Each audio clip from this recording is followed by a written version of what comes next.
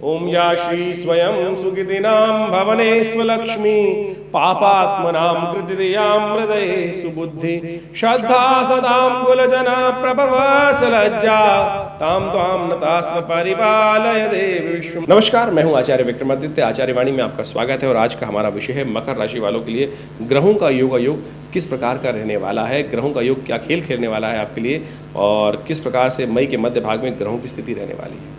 देखिए मकर राशि वालों, आपकी राशि के स्वामी हैं शनि महाराज और शनि महाराज इन दिनों विशेष तौर पर जो दृष्टिपात कर रहे हैं सूर्य पर कर रहे हैं और सूर्य भी परिवर्तन का योग बनाने वाले हैं। इन दिनों सूर्य का ये परिवर्तन जो होने वाला है ये आपकी राशि के अनुसार यदि हम बात करें तो पंचम भाव बुद्धि भाव में होगा। इसके साथ साथ आपकी राशि के स्वामी शनि महाराज भी जो हैं वो भी इन दिनों कई ग्रहों के साथ जो योग बना रहे हैं वो आपकी राशि के अनुसार से आपको समझते हुए कार्य करना चाहिए। मंगल महाराज राहु के साथ युक्त होकर आपकी राशि में तृतीय भाव में पराक्रम भाव में विराजमान हो गए हैं तो राहु का प्रभाव को बड़ा सुंदर है, वहाँ पे मित्रता बढ़ाता दिखाई दे रहा है, लेकिन मंगल वहाँ अननेसेसरी अज्ञानता का उदय करता दिखाई दे रहा है, कष्ट देने के योग बना रहा है। तो ऐसे में युति आपके पुरुषार्थ में कहीं ना कहीं कमी लाने के योग बना सकती है। आपको रक्त संबंधी रोगों को ध्यान रखते हुए कार्य करना चाहिए और विशेष तौर पर अपने वजन का ध्यान रखना चाहिए। इन दिनों आपकी राशि के अनुसार से ऐसे योग बन रहे हैं कि थोड़े से आपके वजन को थोड़े से आलसी भाव को उत्पन्न करेंगे तो वजन बढ़ाने के योग बना सकते हैं।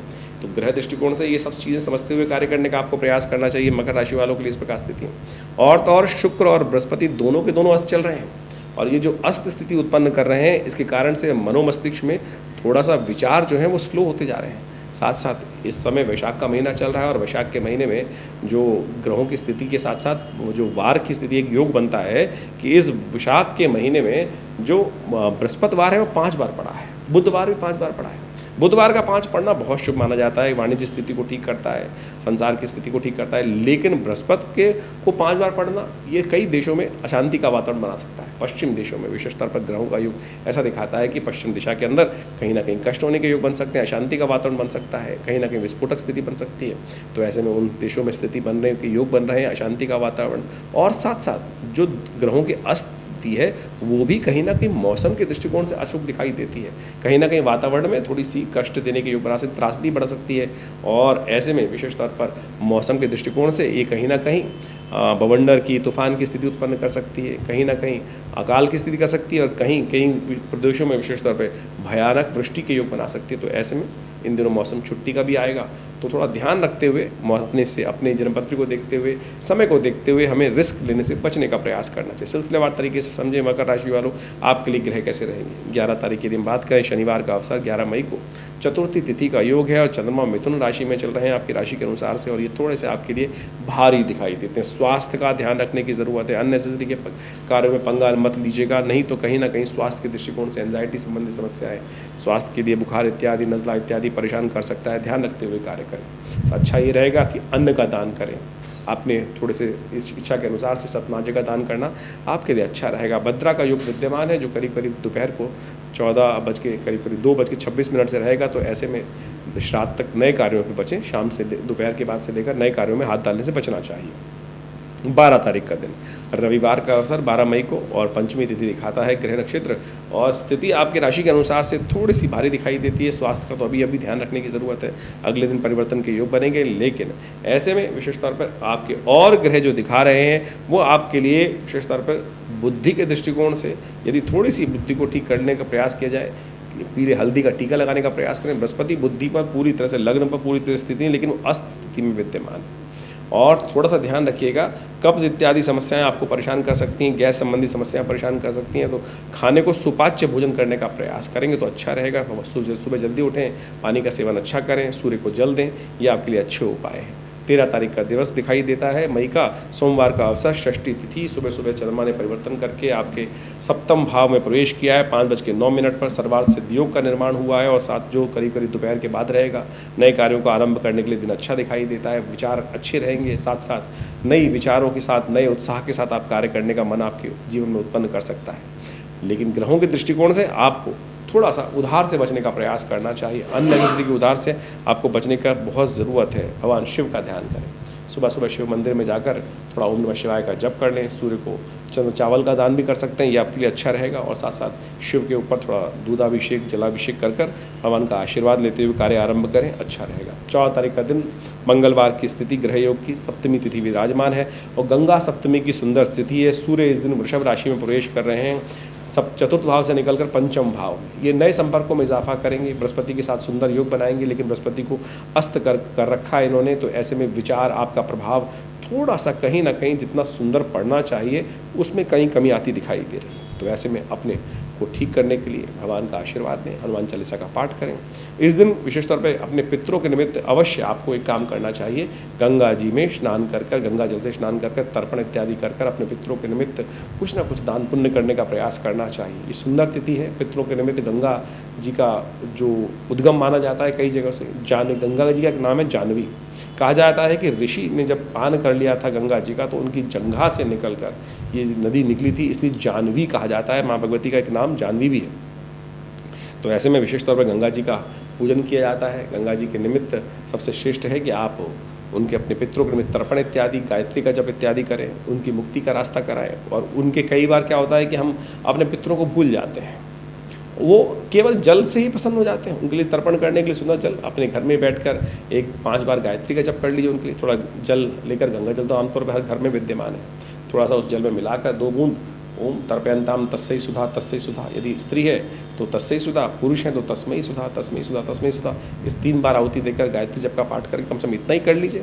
हो सके तो किसी ब्राह्मण को भोजन करा दीजिए, हो सके तो उनके लिए गायत्री का जप कर दीजिए, हो सके तो उनके लिए थोड़ा सा हवन कर दीजिए। ये सब कार्य कर कर आप इस सुंदर तिथि में अपने पितरों को प्रसन्न कर सकते हैं, पितृ का जो ऋण है वो निवृत्त करने का रास्ता बना सकते हैं। 15 तारीख का दिवस बुधवार का अवसर, अष्टमी तिथि विद्यमान है, सिंह राशि में चंद्रमा का प्रवेश होगा और ये आपके लिए थोड़ा सा बंधन को बढ़ाने वाला रहेगा। सुबह अच्छी है, शाम को थोड़े से अननेसेसरी के मनोमस्तिष्क में थोड़ा सा नेगेटिविटी, बंधन बढ़ते दिखाई देंगे। तो ऐसे में एक बात का और ध्यान रखें कि इस दिन अश्लेषा नक्षत्र विद्यमान है, अगले दिन मघा नक्षत्र विद्यमान रहेगा। तो इन तिथियों में विशेष तौर पर 14, 15, 16, 14 का आधा दिन, 15 का पूरा दिन, 16 का आधा दिन, ये सब 2 नक्षत्रों का योग बन रहा है, अश्लेषा और मघा का। इन नक्षत्रों में जो जन्म लेते हैं उनकी मूल शांति अवश्य होनी चाहिए। यदि कोई नया जन्म ले रहा है इन तिथियों में तो अवश्य मूल शांति करा लीजिएगा 27 दिन तक 1,000 जप कर कर। और यदि कोई पहले के दिन जन्म लिया है और मूल शांति नहीं कराई है तो अवश्य करा लेनी चाहिए, नहीं तो शुभ ग्रह पूर्ण फल नहीं देते हैं, कई बार अवगत कराने का प्रयास करते हैं। इसको ऐसे भी समझ सकते हैं कि जैसे ये एक योग है और ज्योतिष के दृष्टिकोण से इसको शील्ड प्रोवाइड करने के लिए एक उपाय बता दिया गया है। जैसे आज की तारीख में बहुत सारी वैक्सीन डेवलप हो गई हैं, पहले बीमारियां बहुत सारी, खसरा, बहुत तरह की बीमारी होती थी, अलग तरह के बुखार होते थे, पोलियो इत्यादि हो जाते थे, तो उनसे बचने के लिए विकास किया विज्ञान ने और वैक्सीन डेवलप करी। बाल्यकाल में ही वो वैक्सीन लगा दी जाती है और उन वैक्सीन को लगाने के बाद जीवन पर्यंत वायरस घूमता रहे, ग्रह योग बना रहे, लेकिन आप पर अशुभ प्रभाव नहीं होता।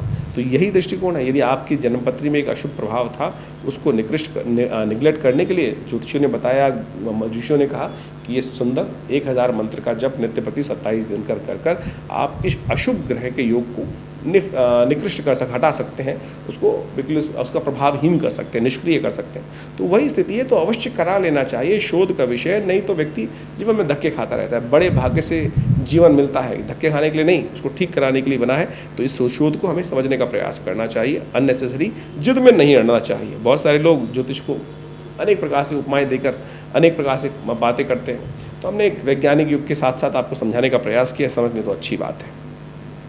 16 तारीख का दिवस बृहस्पतिवार का अवसर है, अष्टमी थोड़ी देर के लिए विद्यमान रहेगी, वृद्धा तिथि है, थोड़ी सी वृद्धि में चली गई है, तो 2 दिन अष्टमी का योग पड़ा, लेकिन है तिथि जानकी नवमी की, सीता जी का जन्म दिवस। अद्भुत तिथि है, उसके बारे में बताएंगे, लेकिन पहले ग्रह योग क्या कर रहे हैं वो समझा देते हैं आपको। ग्रहों का दृष्टिकोण से आपकी राशि के अनुसार से आपके कोई फाइनेंस संबंधी समस्याओं में कुछ रास्ता बन सकता है, लेकिन किसी नए कॉन्ट्रैक्ट में साइन होने के लिए योग भी बताई देते हैं। कुछ ना कुछ नया कॉन्ट्रैक्ट साइन हो सकता है, आपकी राशि के अनुसार से किसी बंधन में आ सकते हैं, लेकिन मनोमस्तिष्क में थोड़ा सा नेगेटिव भाव भी उत्पन्न होता दिखाई दे रहा है, मन खुलकर काम करने में थोड़ी दिक्कत आती दिखाई दे रही है। ऐसे में भगवती सीता का उपासना करें। माँ भगवती सीता की सुंदर उपासना बड़ी चमत्कारी है। जिन्होंने भी करी भगवती सीता, उनको अजर अमर का आशीर्वाद मिला। हनुमान जी ने भगवती से ही आशीर्वाद पाया था, अजर अमर हुई सुत। जब भगवती ने कहा ना कि सुत अजर अमर होगा, तो हनुमान जी ने भगवान से नहीं मिला, भगवान के भक्त थे, लेकिन भगवती से आशीर्वाद मिला। तो सुंदर तरीके से माँ भगवती का सुंदर आशीर्वाद प्राप्त करने का अवसर है। पृथ्वी का पूजन कीजिए, माँ भगवती सीता का पूजन कीजिए। ग्रह योग जो दिखा रहे हैं उसका प्रभाव हमने आपको बताया, उसको समझते हुए कार्य करेंगे तो सुंदर रहेगा। 17 तारीख का अवसर, शुक्रवार का अवसर, नवमी तिथि विद्यमान है, रवि योग विद्यमान है, आपके लिए दिन अच्छा दिखाई देता है। ग्रह योग परिवर्तन की तरफ जा रहे हैं और ये परिवर्तन आपके लिए विशेष तौर पर जो योग बना रहा है वो आपके लिए अच्छा रहेगा। मनोमस्तिष्क में नए संपर्क बनने के योग बनते दिखाई देंगे, नए संपर्कों से इजाफा होगा। लेकिन थोड़ा सा मंगल राहु की युति जो चल रही है वो आपके लिए कहीं ना कहीं थोड़े से कष्ट। शुक्र महाराज भी इन दिनों अस्त चल रहे हैं, चतुर्थ भाव में विराजमान है और वो आपके सुखों में कहीं ना कहीं कमी लाने के योग बनाते हैं।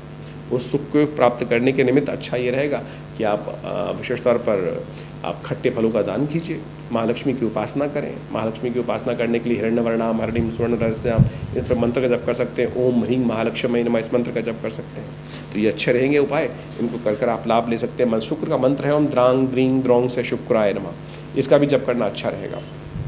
और साथ साथ आपकी राशि के अनुसार से जो योग बन रहे हैं वो आप समझते हुए कार्य करें तो अच्छा रहेगा। 18 तारीख का दिन शनिवार का अवसर, दशमी तिथि विराजमान है, कन्या में चंद्रमा का सुबह सुबह प्रवेश हो रहा है और ये आपके भाग्य में जा रहे हैं। ये चंद्रमा का प्रवेश भाग्य में होते ही गजकेसरी योग का निर्माण होगा, धर्म सरलता आपके मन में उदय होगी, आध्यात्मिक वातावरण रहेगा, ये आपके लिए अच्छे योग बनाएगा। आने वाले दिनों में विशेष तौर पर आप इसका लाभ लेते हुए कार्य कर देंगे तो अच्छा रहेगा। शनिवार का अवसर है और ऐसे में शनि महाराज आपके लिए बड़े अनुकूल चल रहे हैं इन दिनों। धन भाव में बैठकर लग्नेश हैं ही, आपकी राशि के स्वामी भी हैं मकर राशि वालों के हिसाब से, और वो बड़ा सुंदर योग बना रहे हैं। लेकिन 7.5 चल रही है तो 7.5 को ठीक करना आपको ध्यान रखें। 7.5 अंतिम है, लास्ट भाव में चल रही है, 1 साल रह गया है। लेकिन शनि का उपाय लगातार करते रहेगा, कहीं ना कहीं झटका भी पड़ सकता है। लेकिन कहा जाता है कि जाते हुए शनि लाभ देके जाते हैं, तो ऐसे में उससे बचने के लिए, नेगेटिव प्रभाव से बचने के लिए शनि स्तोत्र कम से कम एक बार पाठ कर लिया कीजिए। यदि एक बार भी पाठ कर लें, बहुत सारे लोग पूछते हैं कि शनि का कौन सा उपाय किया जाए कि छोटा सा उपाय हो जो आपके कष्टों से आपको दूर कर दे। ये है शनि स्तोत्र, दशरथ कृत शनि स्तोत्र। दशरथ जी के महाराज के द्वारा जो शनि की प्रार्थना की गई, नमः कृष्णाय नीलाय शितिकंठ निवाय च नमः कालाग्नि रूपाय कृतांताय च वै नमः नमो निर्माण से देहा, ये पूरी मिल जाएगी, आपको अवेलेबल है। हमने कई बार अपने चैनल के माध्यम से बताई है। तो इसका नित्यप्रति यदि पूजन कर लें, एक पाठ कर लें, तो आपको बहुत सुंदर तरीके से कष्टों को दूर करने वाला रहेगा। तो वैसे स्थिति अच्छी है आपकी ग्रहों के दृष्टिकोण से। 19 तारीख का दिन रविवार का अवसर, एकादशी तिथि, मोहिनी एकादशी का सुंदर अवसर है और साथ साथ भद्रा का योग भी है जो सुबह से विराजमान होकर करीब करीब दोपहर को 1 बज के करीब 50 मिनट तक रहेगा। इस दिन शुक्र भी परिवर्तन की तरफ जा रहे हैं, वृषभ राशि में पंचम भाव में प्रवेश कर रहे हैं और ये आपके लिए ज़मीन जायदाद के अच्छे योग बनाएंगे। लेकिन कमज़ोर अवस्था में है, इसलिए शुक्र को ताकत देने की ज़रूरत है। ऐसे में भगवान विष्णु और महालक्ष्मी की उपासना करने से शुक्र को ताकत मिलती है। कहा जाता है कि भगवती महालक्ष्मी के जो मंत्र हैं वो भृगु ऋषि जो थे विशेष तौर पर, उन्होंने भगवान विष्णु के ऊपर एक चरण से आघात किया था। उस दिन से भगवती उन पर प्रसन्न नहीं होकर उन पर दुष्ट हो गई थी। कहा जाता है कि उन्होंने एक मंत्र बनाया विशेष तौर पर, और ये मंत्र वो हैं, भृगु जी को शुक्र अस्त है तो उन मंत्रों का नित्य प्रति जप करें। ओम हिरण्यवर्णाम हरिणीम स्वर्ण रहस्याम, गौ सेवा करने का प्रयास करें, दूध का दान करने का प्रयास करें। ये सब उपाय कर विशेष तौर पर आपके लिए अच्छे लाभ की स्थिति बन सकती है, क्योंकि शुक्र का परिवर्तन विशेष तौर पर हो रहा है लेकिन थोड़ी कमज़ोर अवस्था में है। तो ये सब उपाय करके लाभ ले सकते हैं। मोहिनी एकादशी का अवसर है। ये एकादशी ऐसी है कि अद्भुत रूप से लाभ देने वाली है, मन को प्रसन्न करने वाली है। भगवान विष्णु का विशेष तौर पर पूजन करें। कलिकाल में अनेक उपाय शास्त्र में वर्णित हैं, तो ये उपाय विशेष तौर पर कर आप सुंदर तरीके से लाभ की स्थिति प्रशस्त कर सकते हैं। एक कथा शास्त्र में आती है इस स्थिति के बारे में, भगवान विष्णु ने मोहिनी अवतार लिया था और समस्त प्रकार से भगवान शिव की रक्षा करी थी। भगवान शिव भोलेनाथ है। कहा जाता है कि जो साधना करते हैं, भगवान से प्रसन्न करते हैं, उनके समस्त मनोरथ जैसी बात होती है भगवान वैसे ही कर देते हैं। भस्मासुर ने भगवान की प्रार्थना करी और भगवान से आशीर्वाद मांगा कि प्रभु मैं अजर अमर होना चाहता हूँ, मुझे कभी कोई मृत्यु प्राप्त ना हो। भगवान ने कहा यह असंभव है, कोई भी जो जन्म लेगा धरा पर मृत्यु लोक में उसकी मृत्यु निश्चित है। तो लेकिन जब कहा तो बोले नहीं, चलो एक काम करो, इस व्रत को, इस मेरी साधना से प्रसन्न नहीं हो तो मैं और साधना करता हूँ। तो भगवान ने कहा तो आप जो मांगना चाहते हो कुछ और मांग लो, वो दे देता हूँ तुमको। तो उन्होंने कहा कि प्रभु ऐसा आशीर्वाद दो। अब उसके दिमाग में यही आया कि मरूंगा तो मैं सामने वाले से कोई ना कोई मुझे आघात करेगा तभी मरूंगा। लेकिन उसने कहा इस समय में कि मैं जो मेरी सामने आए और जिसके सिर पर हाथ रख दूँ वही भस्म हो जाए तो मैं तो अमर हो ही जाऊँगा। तो भगवान ने कहा तथास्तु। तो उसने कहा मैं आपके ऊपर इस सर पे हाथ रख के देखूँ कि आपने जो आशीर्वाद दिया है, जैसे ही शक्ति आती है व्यक्ति मतान्ध हो जाता है। वही भस्मासुर के साथ हुआ। जितनी राक्षस प्रवृत्ति के लोग हैं उनके साथ सबके साथ समस्या है। जैसे ही गद्दी मिली व्यक्ति पलट जाता है, तो यही भस्मासुर के साथ हुआ। और जब बुद्धि पलटती है तो कहीं ना कहीं कष्ट होने के योग समझ लीजिए। सामने वाले को तो क्या कष्ट पहुंचाने का प्रयास करेंगे, वो तो अजन्मा है, तो उसको लेकिन भगवान ने स्वयं आशीर्वाद दिया था तो भगवान वहाँ से हटना पड़ा पीछे, लेकिन जब भगवान के पीछे पीछे वो भागता रहा। ऐसे में भगवान विष्णु ने देखा कि ये क्या स्थिति बनी, तो वो तत्काल भगवान शंभु जो हैं भगवान विष्णु के ही भक्त हैं और भगवान विष्णु शिव के भक्त हैं। अनन्य श्रद्धा तो प्रेम ऐसा संबंध है कि वो कहा ही नहीं जा सकता। तो भगवान विष्णु तत्काल वहाँ उपस्थित होते हैं मोहिनी अवतार के रूप में और वो मोहिनी नृत्य आरंभ करते हैं मोहिनी, और उसको अपने पाश में ले लेते हैं। और जैसे ही मोहिनी अवतार के समक्ष भगवान नृत्य करते करते अपने सिर पर हाथ रखते हैं, भस्मासुर भी भगवान से मोहित होकर, उस स्वरूप से मोहित होकर अपने सिर पर हाथ रखता है और भस्म हो जाता है। एक कथा का सार बहुत सुंदर है कि भगवान पर विश्वास रखो, आपके कष्ट में वो स्वयं आपकी रक्षा करने के लिए बिना बुलाए भी आ जाएंगे।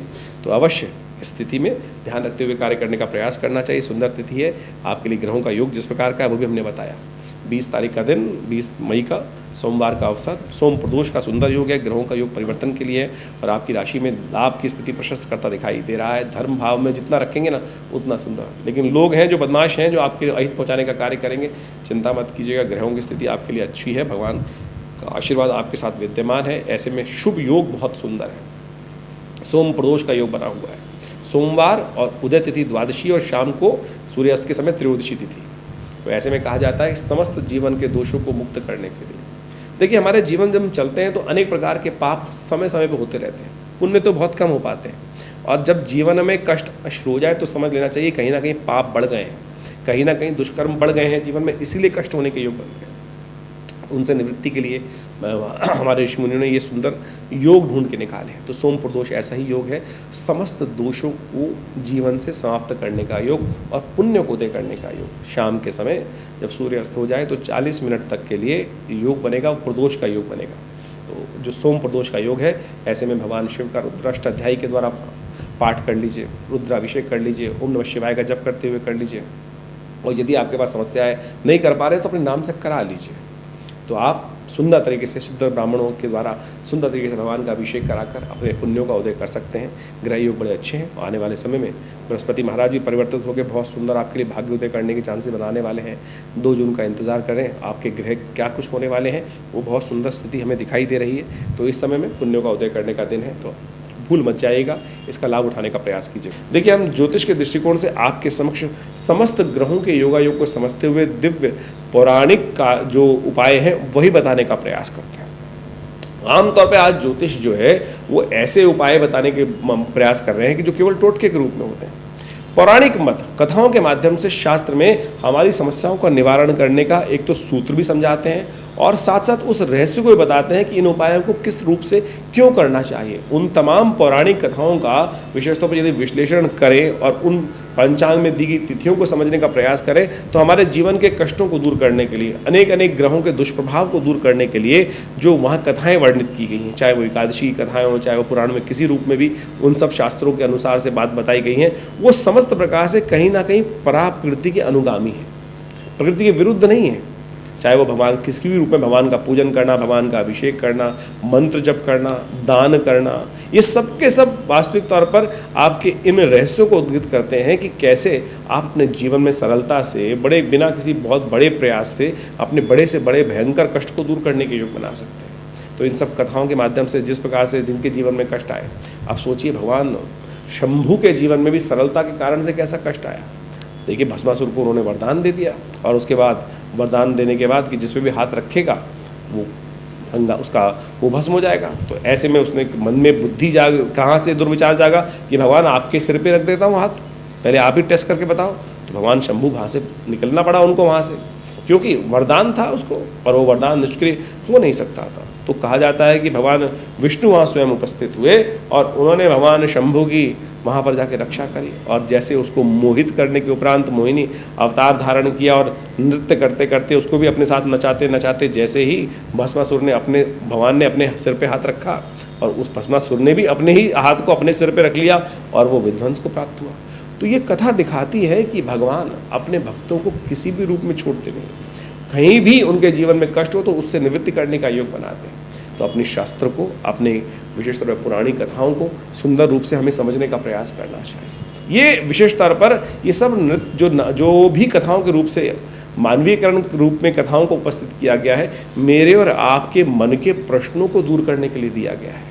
हमारे जब तक मन में अनेक अनेक प्रकार से, ये कहीं भी इस प्रकार से नहीं है कि भगवान कोई शक्ति से कम है या ज़्यादा है, ये सारे भाव ऐसे हैं कि हमारे जीवन में संपूर्ण रूप से विद्वान होते हुए भी, ज्ञानवान होते हुए, शक्ति संपन्न होते हुए भी कहीं ना कहीं कुछ त्रुटियाँ हो जाती हैं, और उस त्रुटियों का हमें भोग भी भोगना पड़ता है। लेकिन यदि हम तत्वनिष्ठ रहे, सत्य का आचरण करते रहें, भगवान का भजन करते रहें। शंभु करते क्या है? नित्यपति भगवान का स्तवन ही करते हैं। उनको आंख में बंद कर कर किसका नाम स्मरण करते हैं? भगवान का ही तो, प्रभु ब्रह्म का ही तो नाम स्मरण करते हैं। शास्त्र में यहाँ इन तीनों शक्तियों में कहीं कोई छोटा बड़ा नहीं बताया गया है। तो हम इसी सूत्र को समझते हुए, इन्हीं रूपों को समझते हुए जो हम उपाय आपको नित्यपति बताते हैं, उन सबको निदान करते हुए अवश्य कार्य करने का प्रयास करना चाहिए। कुछ लोग हैं जो आज हमारे शास्त्र पर अनेक प्रकार के प्रश्नों को उपस्थित करने का प्रयास करते हैं। शास्त्र कहीं गलत नहीं है, मेरा जो मैं आपको ज्ञान दे रहा हूँ वो कहीं ना कहीं कमी हो सकती है, किसी विद्वान में कोई ना कोई मिस इंटरप्रिटेशन करने की बात हो सकती है, लेकिन शास्त्र में जो भी कथाएं उपस्थित की गई हैं वो सारी की सारी हमारे जीवन में कल्याण के मार्ग को प्रशस्त करने वाली। ये विवेकानंद योगाश्रम, मैं आचार्य विक्रमादित्य, इसी अपने चैनल के माध्यम से आप सबके समक्ष इन सब रहस्यों को धीरे धीरे रखने का प्रयास कर रहे हैं। ज्योतिष के माध्यम से हम इन कथाओं को भी आपके समक्ष रखते हैं, तो जिससे आपके प्रश्नों का भी समाधान हो। और विवेकानंद योगाश्रम में तो इस संबंध में बहुत सारा अद्भुत कार्य किया जा रहा है, स्वाध्याय कराया जा रहा है। हर रविवार को विशेष तौर पर जो आश्रम में नित्यपति 8 घंटे यज्ञ होता है, रविवार के दिन हम उस कार्यक्रम में स्वाध्याय की व्यवस्था कराते हैं। आप स्वयं उसमें भाग ले सकते हैं, यज्ञ में भाग ले सकते हैं। और भारतीय संस्कृति में यज्ञ प्रधान संस्कृति बताई गई है, लेकिन विचित्र विडंबना यह है कि आज हमारी संस्कृति यज्ञ शून्य होती चली जा रही है। यज्ञ हमारे जीवन में है ही, होता ही नहीं है। जहाँ जिस जगह कहा गया था बल विश्वदेव यज्ञ जैसे हमारे संस्कृति में उपस्थित किए गए कि नित्यपति हर व्यक्ति को अवश्य ये यज्ञ करने का प्रयास करना चाहिए। पहले तो चलो क्या हुआ, यज्ञ धीरे धीरे आक्रांताओं के कारण से संस्कृति का धीरे लोप होने का प्रयास होता रहा। फिर जो मॉडर्न व्यवस्था बनी उसके कारण से हम धीरे धीरे ऐसे हो गए कि ना हम पाश्चात्य संस्कृति को अपना पाए पूरी तरह से, ना अपनी संस्कृति को। पाश्चात्य देश आज हमारी संस्कृति को अपनाने का प्रयास कर रहे हैं। वो लोग समझ रहे हैं कि हमारे जो विश्लेषण है कितने सुंदर रूप से प्रकृति के साथ जोड़ने का है, लेकिन हमारे यहाँ कुछ लोग आज भी हमारी ही संस्कृति के अंदर ना समझते हुए, अज्ञान रखते हुए आज हमारी संस्कृति का ही उपहास करने का प्रयास करें। आज आवश्यकता है कि हम अपने बच्चों को पुनः उस संस्कृति के साथ जोड़ने का प्रयास करें। और ये संस्कृति बड़ी सुंदर है। ज्योतिष विज्ञान के माध्यम से हम इन सब बातों को, कथाओं को धीरे धीरे आपके समक्ष रखने का प्रयास करते हैं। तो आपके मन में भी कोई प्रश्न चल रहा हो तो चिंता ना करें, आप हमारे इस कार्यक्रम में जुड़ सकते हैं और अपने प्रश्नों का हम भेज सकते हैं, उन सबके निदान भी देंगे। हाँ, ज्योतिष विज्ञान के माध्यम से तो अवश्य, ज्योतिष एक चमत्कारी विज्ञान है, परम वैज्ञानिक विज्ञान है, जो आज बड़ी बड़ी सैटेलाइट्स के द्वारा जिन काल गणनाओं को आज नासा जैसे साइंटिस्ट वहाँ उपस्थित करते हैं, यदि पंचांग को हम देखें तो वहाँ उसका एक रूप अवश्य उपस्थित है। यदि उसको उनके साथ जोड़ने का प्रयास करेंगे तो देखिएगा कहीं ना कहीं उन गणनाओं को हम नासा की जो मॉडर्न कैलकुलेशंस हैं उनके कहीं समकक्ष ही पाएंगे। तो कैसे हमारे ऋषि उन्होंने इतनी सुंदर चीज़ उपस्थित करी उस समय में, जहाँ ना सैटेलाइट्स थे, ना टेलीस्कोप्स थे, ना कोई विशेष तौर पे कंप्यूटर्स अवेलेबल थे। तो आप समझें कि हमारी संस्कृति बड़ी अद्भुत है, वैज्ञानिक है। हमारे यहाँ चाहे योग, चाहे प्राकृतिक चिकित्सा, चाहे विज्ञान, जो भी बातें बताई गई हैं शास्त्र में वो बिल्कुल प्रमाणित हैं। उन सबको हम जीवन में उतारने का प्रयास करेंगे तो बड़ा सुंदर आपके प्रश्नों का समाधान भी मिलेगा, जीवन को जीना भी आसान होगा। और जीवन जीने की कला हमारे संस्कृति के अलावा तो शायद किसी और संस्कृति में इतनी सुंदर तरीके से नहीं बताई गई है। विवेकानंद योगाश्रम में आप बहुत सारे कार्यक्रमों के लिए पधार सकते हैं। हम समय समय पर आपके साथ जुड़े रहते हैं, आपके प्रश्नों का समाधान देते हैं। तो और भी यदि आपकी जन्मपत्री में कोई कष्ट आपको समझ में आ रहा है और कोई लग रहा है, कई बार हमारे मनोभाव में भी आता है, आपके मन में आने वाले विचारों को कभी कभी इग्नोर नहीं करना चाहिए। आपके विचार, क्योंकि कहीं ना कहीं शास्त्र कहता है यावत पिंडे तथा ब्रह्मांडे, जैसे इस परमात्मा, जैसे इन संपूर्ण, आप भी ये कहा गया है कि इसी शरीर रूपी पिंड के स्वयं ब्रह्म है, स्वयं उसके मालिक हैं। तो आपका कहीं ना कहीं कनेक्शन उस परमात्मा तत्व से जुड़ा हुआ है। तो बहुत सारी बातें इंट्यूशन के रूप में आपके मनोमस्तिष्क में आती हैं, तो उसको यदि कोई नेगेटिव या पॉजिटिव बात आ रही है तो उसको जन्मपत्री के साथ, विचारों के साथ जोड़ने का प्रयास करना चाहिए। वो सत्य होती हैं और उनमें आप अनुभव का लाभ भी ले सकते हैं। तो हमने प्रयास किया है कि हम इस चैनल के माध्यम से, आश्रम के माध्यम से आपके साथ जुड़े रहें। आप भी हमारे साथ जुड़ सकते हैं। फ़ोन नंबर्स आपके सामने स्क्रीन पे अवेलेबल है, वेबसाइट एड्रेस अवेलेबल है, विवेकानंद योगाश्रम का एड्रेस अवेलेबल है। आइए विवेकानंद योगाश्रम में हमारे साथ मिलकर सुंदर संस्कृति का निर्माण करें। धन्यवाद।